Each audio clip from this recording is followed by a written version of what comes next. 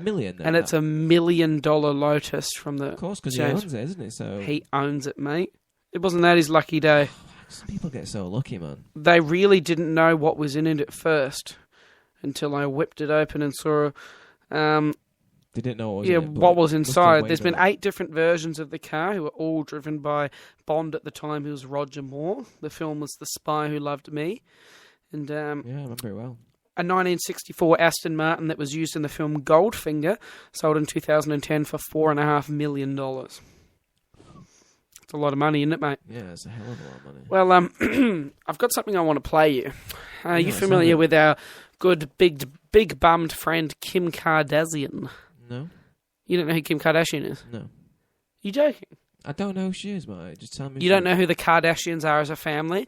Kim, Khloe, Kourtney, they all start with K. Sounds familiar. This enlighten me. story's probably going to be wasted on you. Well, she she rose to fame as being, Paris Hilton, yeah? Yeah? Yeah. Paris Hilton's big bummed attractive friend was Kim Kardashian. And to boost Kim Kardashian's thing, she did a sex tape with a guy called Ray J. Okay. Who's a rapper in the rapping business, and Paris Hilton's got her own sex tape as well, hasn't she? Yeah, Paris Hilton's had a few. I mean, she's done a few paid and then a few improvised gigs. You'd know all about that, wouldn't you? Yeah, I've watched them all for research, obviously. I'm obviously joking, Mum. Don't worry. So.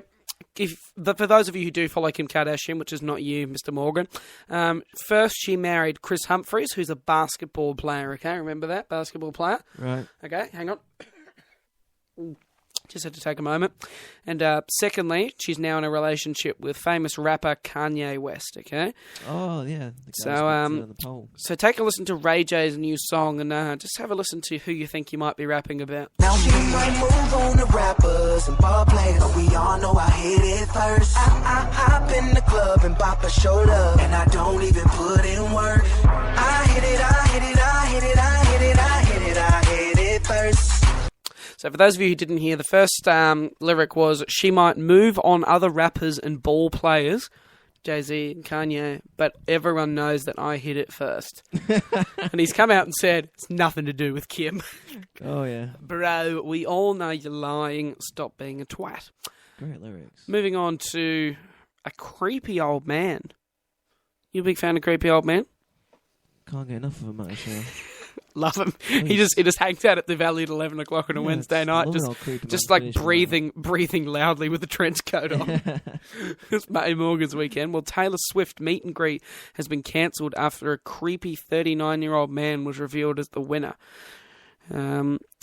She has. She said, creepy? No way. Imagine the scene, right? Taylor Swift is preparing to meet an adorable mega fan who's won a meet and greet competition. All of a sudden, now the article describes him as a fat old guy, bounces into the backstage for the once-in-a-lifetime picture and to talk to the pretty pop star. This is exactly the scenario that unfolded, which causes the organisers to cancel the meet and greet because the bloke, because he ended up being the winner. The Taylor Swift's biggest fan contest was being run by a radio station, but members of the websites. Have you heard of Reddit and 4chan? Yeah, I've heard of Reddit. Yeah. Not Fortune, though. They all texted in their votes saying, well, he put up on Reddit. He said, "I'm a 39-year-old man. I love Taylor Swift, and I love Taylor Swift so much, and I don't care that both adults and children mock me for it." And then another. What he wrote on another thing is saying, "My friend is a creepy old 39-year-old man named Charles. He would like to crush all those dreams and sniff Taylor Swift's hair because he's into that by winning this instead. Please help him win by texting this number." Thousands and thousands of people texted it in, and he never got to meet Taylor. Isn't that an injustice? I bet he was a really nice bloke, you know. There's probably nothing else in his life. Well, another 4chan prank. In 2012, Massachusetts Horace Mann School for the Deaf missed out because the 4chan users flooded the competition with votes for her to go and sing to the deaf people. And she said no, she wouldn't do it. But she gave them $10,000 instead. To sing to the deaf people? Yeah, because they wouldn't be able to hear her. So that was the joke. Yeah, I got it. Yeah, you get it, mate. Pretty funny. Well, now it's time to talk about everyone's favourite actor, Bruce Willis. And with a little help from Now, what you can hear in the background there is a song that Matt's not impressed with. Unofficial theme tune. Unofficial theme tune to Die Hard. But that should be going good. Bruce Willis is totally and utterly bored with promoting his films now. So much so that he couldn't even get out of his pyjamas for a television interview the other week. He looked like he'd just roll out of bed as he sat opposite the breakfast host in his PJs and dressing gown. He also told an interviewer that he could barely keep his mind on the interview. It was that boring. Oh, this is honest. I mean, how sad is it when you get to the stage in your career where you can't even be bothered promoting your own thing? I mean, he's got so much money and he's done so many films and he's so old that he doesn't even care. Yeah. He was on Magic 105 with Jamie Edwards, and he even said to the guy, Jamie, I'll just stop you there. This is the most awkward interview I've ever been in. Why was it so awkward? I'm not sure. I didn't listen to it, to be perfectly honest with you. But that's just the Bruce Willis update. So hopefully I won't have to interview him in my time in FM, because by the time I get around there, he'll probably be dead. But he'll still be doing interviews, though. He'll still publicise his great films. Anyway, all the best to you, Bruce. Keep up the good work, mate. Anyway, now it is time for the story that is the name of the podcast, the namesake for the podcast. We try and name these podcasts out of one of the stories from this week, and a funny one come out of the US again, and we could put this one here in the weird files. Should we put it in the weird files? Let's do it. Do you want me to? I love the theme tune. Play it. Are we gonna file it away? Can you just open? Can you open up the filing cabinet? The weird file. There's a pair of box shorts in there, I'm not sure. What? There's a pair of box shorts in this drawer. Oh. In the file. Oh, in the filing drawer. I thought you were talking about on your head. A bank in the US has said that a bad GPS navigator is the reason why it repossessed the wrong house and threw out all the possessions inside. Homeowner Katie Barnett says that she got home and her house was empty while she was away with her family. When they returned to the house, all the locks had been changed and everything was gone. She has sued and managed to get back $20,000 for her lost... for her lost items, and she wants the bank... but she says the bank wants her to show receipts of everything that's missing.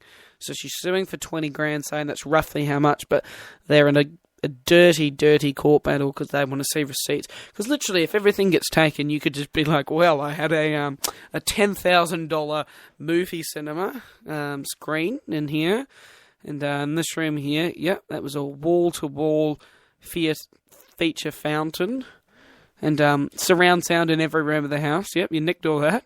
I'm sure it's not that simple, mate. Mate, I reckon it would be. I did that with insurance companies before. Yeah, I'm actually dealing with one at the moment. It's not very pleasant. We're not going to name insurance companies, but now my one that I'm dealing with at the moment, I've been quite happy with. I think I just missed a call from them before because they rang me live on air. I mean, they should be listening in and know. I mean, it's like big. it's like Big Brother. I mean, they're always watching, aren't they? Well, insurance people.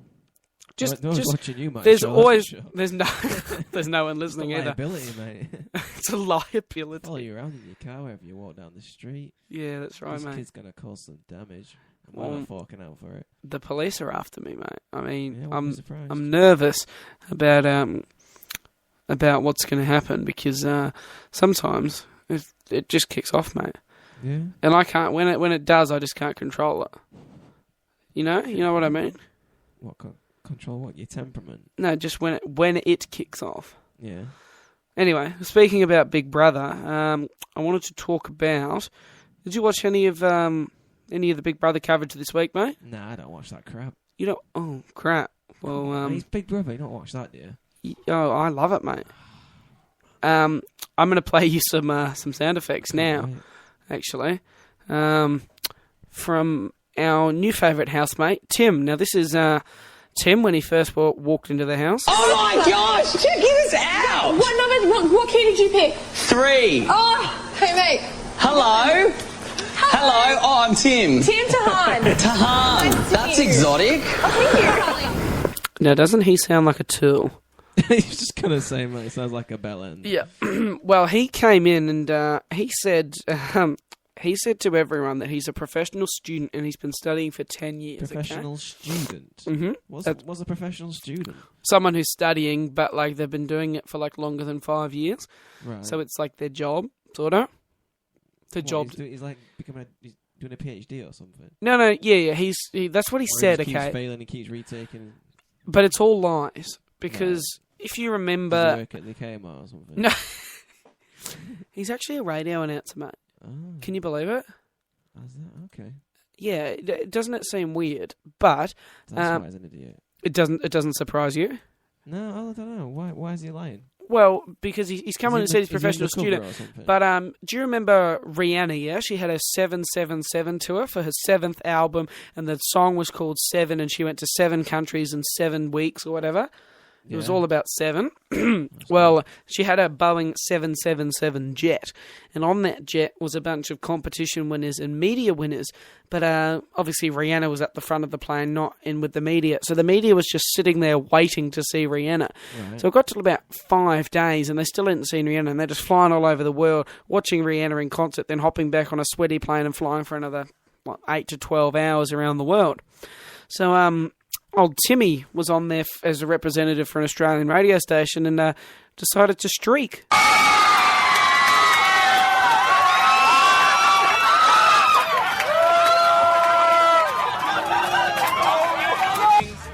One guy from Australia has streaked stark naked through the entire plane. Everyone is up with their cameras rolling, waiting. Yeah, everyone's up with their cameras rolling waiting to get a glimpse of Rihanna. So the newspapers obviously remembered Tim from that video. There's actually a video that comes with that, and he runs through the plane like he thinks he's top dog. But he's a pretty basic bloke, really. Did they arrest him for that? No, they didn't arrest him because he was on a plane. I mean, the media loved it. Man. Everyone had their cameras out. It wasn't really indecent exposure. He was sort of on private property. He's up in a plane. I mean, there's different rules up in the air, just like international waters. This is him coming into the house. He's talking about how much he loves guinea pigs. Guinea pigs have been a constant in my life. When things start going wrong in my life, I'll get really guinea pig obsessed. So this is Steven Tyler. He's my prize guinea pig. This is Lady Gaga. Richard Gere, Amy Winehouse. Do you think he's putting that on, naming them all those weird celebrity names just to try and seem relatable or funny or something? I just think he's a I knob. think he's just a weirdo, mate. I think he actually does name them. And then there's names because he just wants to be somebody. There's one more I'm going to play for you. So there's another housemate called Matt. Okay, best name in the world, don't you reckon? Well, yeah, but I hope this guy's cool. He's a soldier. He's fought for Australia. What was that? Go on, He's a soldier. He's fought for Australia and Afghanistan. He's about 30. I reckon he's going to win. He keeps to himself, but he knows how to have fun. He's a likeable guy. Just sounds like us, mate. Sure. I mean, yeah, absolutely, mate. I mean, he's not as talented as us as the old feeding the content beast that is FM. But this is Tim talking to Matt about war. I did 6 years in the army, so I did 3 months in Iraq and 7 months in Afghan. But, yeah. So you have killed people? I mean, what an idiot. You did not ask that question. On the first night, he's only just met him and he's gone, so you've killed people. How did he respond to that? He's like, mate, we might talk about me killing people once I've spent a night here. What an idiot. Idiot, mate. It's one question you don't ask. Yeah, you don't ask a soldier. I mean, you don't know what they could have seen overseas. I mean, it's... Yeah, it's like traumatic, man. You don't know what if... Anyway, we're gonna have to wrap this one up and play the headline game very, very quickly towards the end of the show, and see if I've got a few headlines here for you, but it doesn't look promising. I'll just let you know that now. I got a headline. Oh, here we go. I've only got one headline for you today, okay? And I'll give you the thinking music while you think, okay?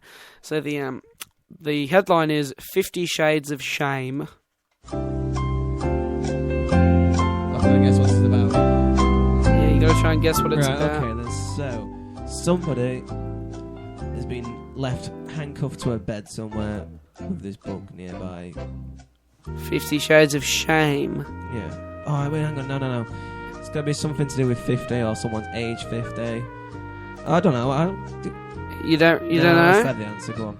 Come on. Is that who you got? 50 Shades of Shame. 50 Shades of Shame.